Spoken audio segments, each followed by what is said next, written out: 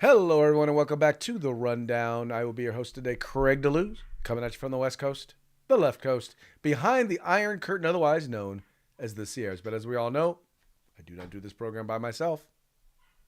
That's right. My name is Mike Piwowarski coming to you live from the East Coast. That's the coast with the most from the co-host with the most here on the Rundown. Two-way views, conservative news, and Craig, guess what day it is? Oh, it's one of my favorite days. Guess what day it is? Guess what day it is? Who's ready? Throw punch Thursday, bitch.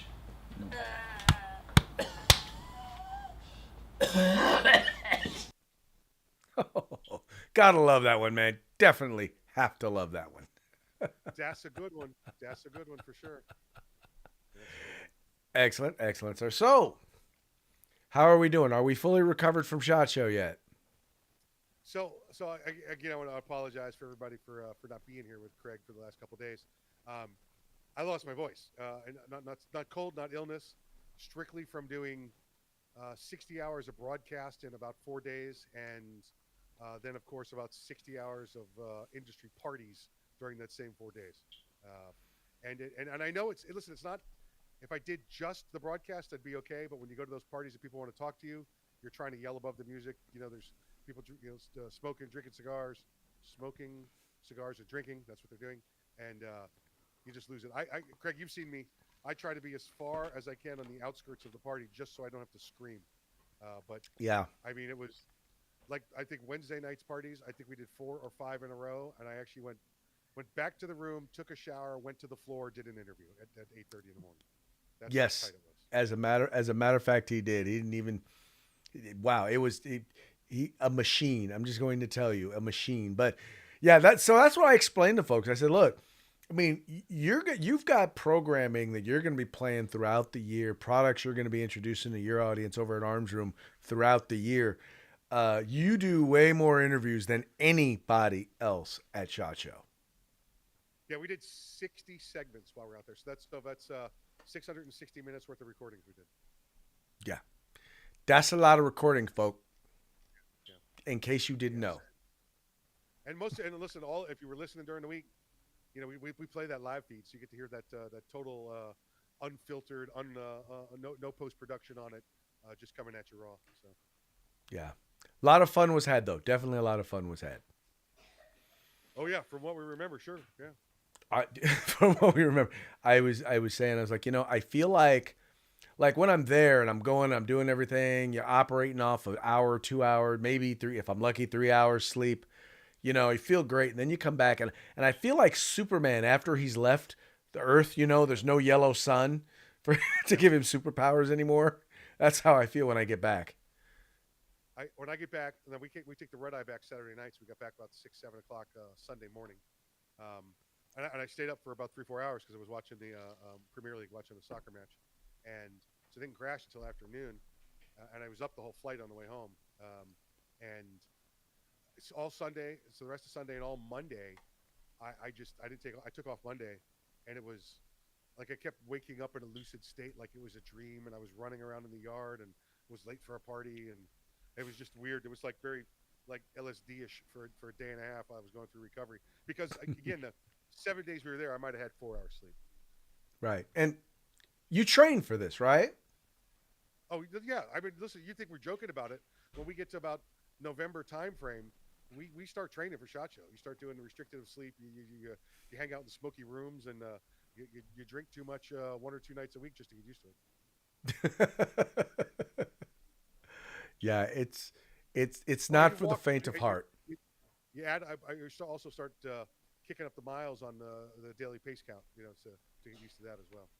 Oh, definitely got to get used to the pace count, because the good thing is that even if you're worried about gaining weight from all the food from all the eating and drinking, you're gonna lose weight from all the walking. Yeah, it's definitely a break-free scenario. Yeah, Yeah, I was break-even actually scenario. quite surprised. I did not gain any weight at shot. Not surprised. I wasn't surprised because I know how much walking I did, but whew, it was a lot. I no, I did not. I did not gain any weight while I was there. In fact, I might have lost a couple pounds when I checked. But I had gained a belt notch on the way out there because higher altitude airplane flight, not taking in as much water, so I had some swelling going on. So, Ah, uh, But now that's all done. Now Schwellen. it's all back to normal. Got that Some knocked Schwellen. back during the week. Yeah. when I brought my water intake back up. Anyway, good time was had by all. We just want to thank everybody who showed up at the party. We had a great time. We'll thank everyone who hosted us at their events. Had some really, really phenomenal events, and just everybody who hung out and we got to hang out with at Circle Bar and whatnot. Everybody who came by the table and sat down with us.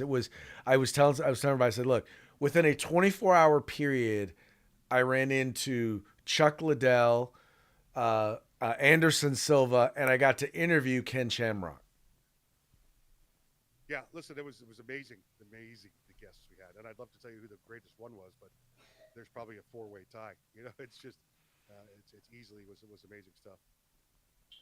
Yes, the only disappointment was I was looking forward to potentially connecting with Royce Gracie. Unfortunately, I was so hurt that we weren't able to get him. You got 3 out of 4. I mean, you're okay. There you go. You're okay. Oh, and I never got over to GOA to see Cash Patel. We're gonna be talking about him a little bit later today. Oh, dude, I loved him in Harold and Kumar. He was the best. He'll be even better in The FBI Director. Yeah, there you go. Yep. All right, let's get into the program, folks. But you know what we got to do? What we got to do first, and that is give a quick shout out to our sponsors. That's right. Let's say hi to our friends at Hitman Industries, hitmanindustries.net. If you got yourself an AR in the past 5 years, you probably got one of their barrels and don't even know it. Now you can buy from them factory direct. That's hitmanindustries.net. California Republican Assembly fighting a good fight behind enemy lines. Hey, take part in California's future today. Hog Holsters, HAWGholsters.com. Best tactical concealed holsters on the market. Get over there. Use the discount code The Rundown. That's all one word, no spaces, all caps. Get a nice little discount.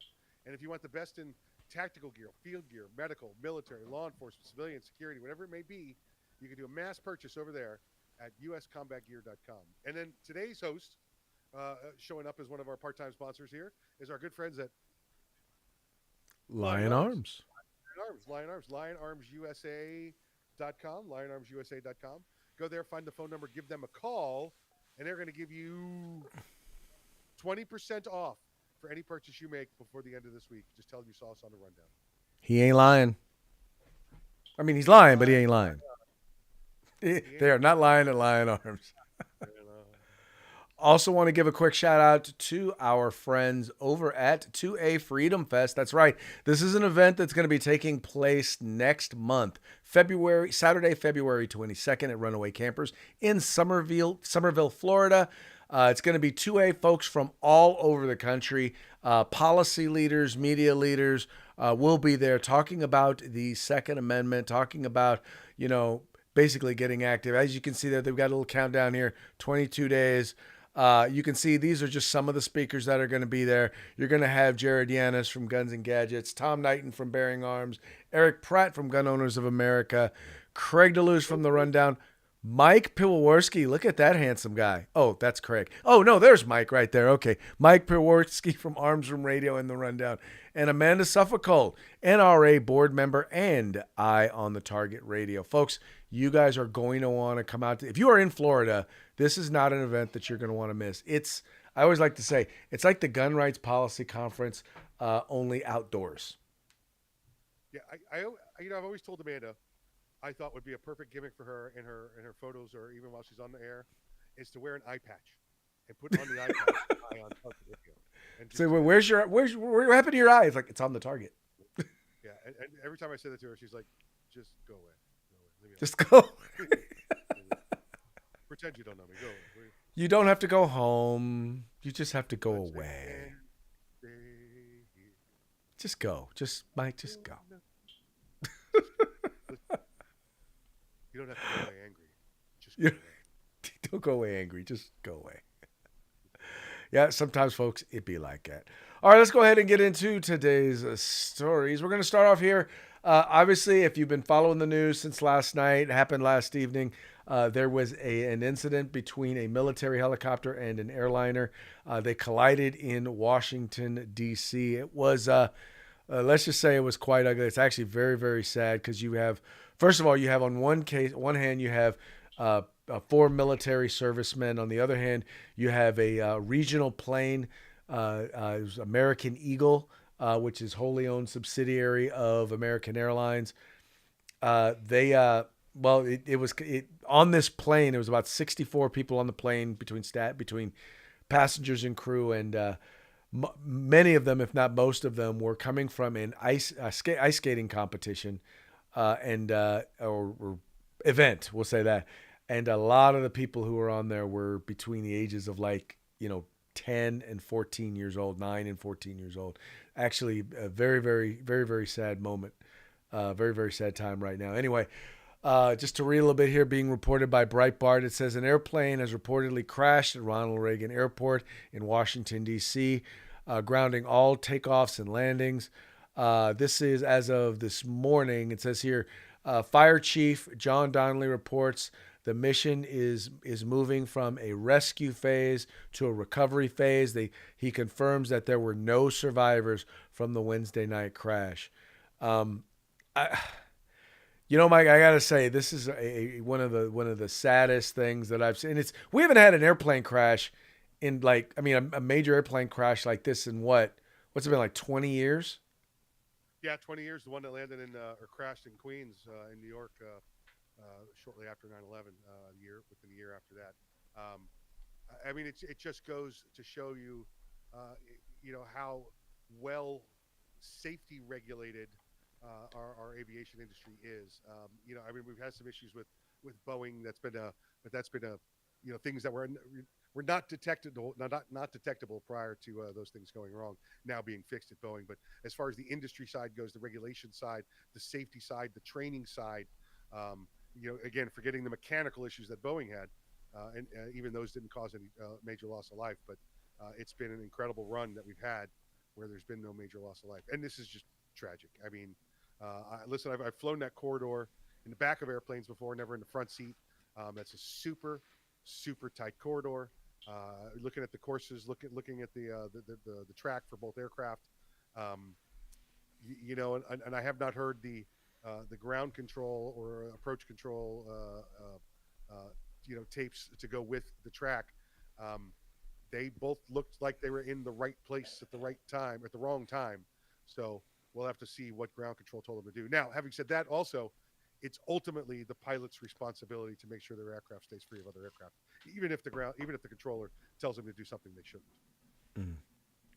So I wanted to touch real quick on a couple of cringy moments for the president. One of which I thought was an excellent point, just bad timing, and the other one I just really thought was kind of a cringy point. The first was not long after it happened, Donald Trump sent out a Truth Social. It said the airplane was on a perfect and routine line of approach to the airport. The helicopter was going straight at the airplane for an extended period of time. It is a clear night. The lights on the plane were blazing. Why didn't the helicopter go up or down or turn? Why didn't the control tower tell